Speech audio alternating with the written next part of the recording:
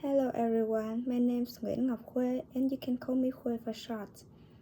So, children are the most valuable resources and it's best hope for the future. Children play an important role in developing and building a country. If the earth just existed without the presence of children, life would be so boring and full of sadness. So let's pay attention to them more. Today, I'm gonna tell you about my ideas for the topic, how to make the cities more friendly to children. Have you heard a child-friendly city before? If don't, I will explain it for you later. Let's do some analyzing then. As you know, Vietnam is a developing country.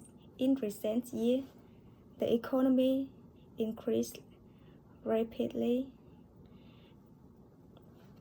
This makes urbanization happen too quick, which brings a lot of advantages like economic diversification, improved service accessibility, and increased labor productivity. Besides the pros above, we cannot deny that they will always have disadvantage side. Since turns up, people move to big cities. The countries are lack of workers, and the cities are overpopulation. According to the statistics, in 2016, 32 million people live in the countries, the big city, and including 26% of children. That makes Vietnam become one of the countries that have the highest number of citizens in East Asia. There are not enough jobs for people to do. Meanwhile, poverty, unemployment, pollution appears everywhere. Homeless children are more and more serious.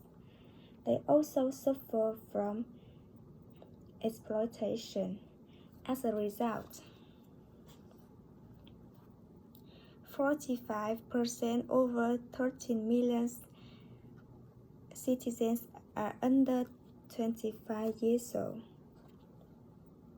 So, what can we do? That's the main question that we have to answer. In my opinion, I suggest 4 ideas to make a child-friendly city. So let's go to the first one. First is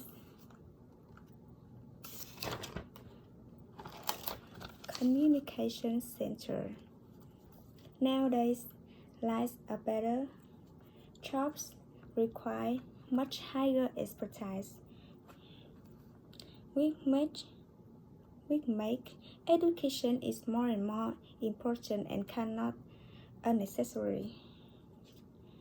That leads parents start to impose their children with an achievement expectations that leads the student to suffer from depression, score pressure, and even dementia.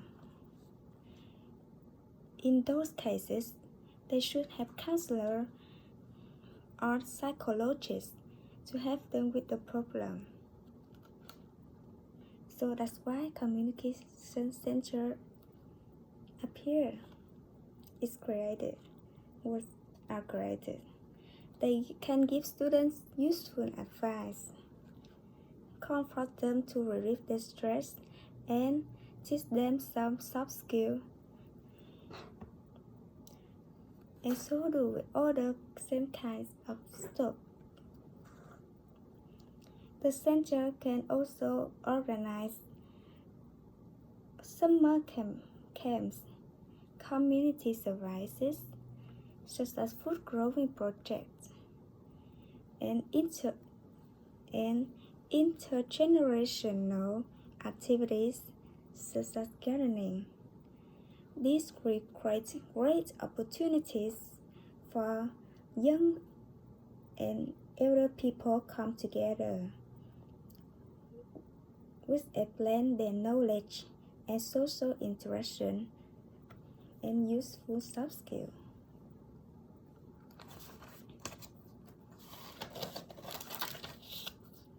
Second, natural play.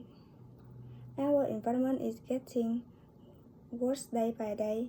Garbage and pollute water sent from industrial areas, big factories and indescribable. The air is darker through time, dust fly everywhere. We have to do something now. Instead of building skyscraper, why we don't put smart green paths? We can divide the path into two sides, one for elders and one for children. For the children, just with some blocks, tires, ropes, we can make it's not too difficult to make playgrounds. They can play along with climb up the rocks, run through the water pipes, tunnels, and use net bridge to go over puddles. Also feel free with the car tire swings. And for the elders, they can have exercise tools to maintain the health. All of these things are generated by solar energy, so it's really friendly to nature. And energy is renewable too. It's important for the children to make rich memory with natural environment. The park also includes public taps and ventilation trees. The trees can also provide a huge amount of oxygen.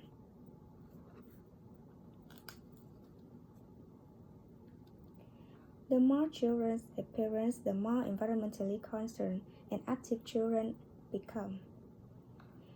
Third,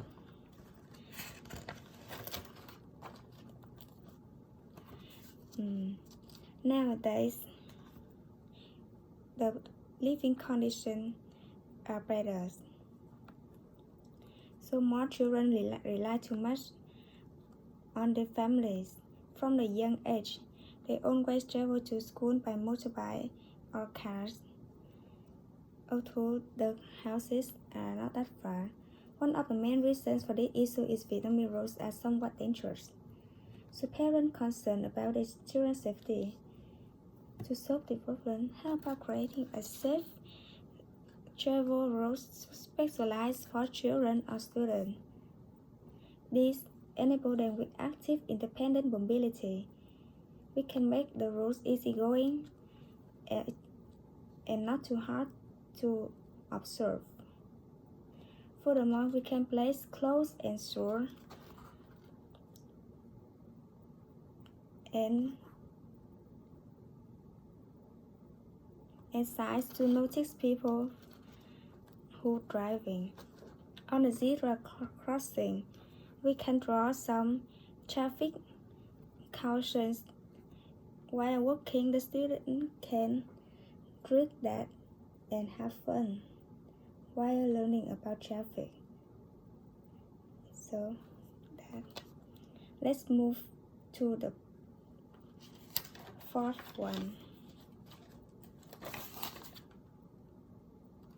This is affordable and accessible transportation. Nowadays, students who are in secondary or high school prefer riding their own transport instead of having the parents ridden. They said that it let them have some free time and more comfortable. But the problems are traffic jam, and the streets aren't enough safe. So that's why I come up with this idea. These cars can help the environment a lot because they use eco-friendly energy and reusable fuel. There will be fewer vehicles, so there will be fewer accidents too. For me, buses are the best choice. Although schools in foreign countries have school bus for a long time ago, but Vietnam doesn't really do that much. So I hardly want the government can hear my speech and consider it. Also tram stops can be a good choice.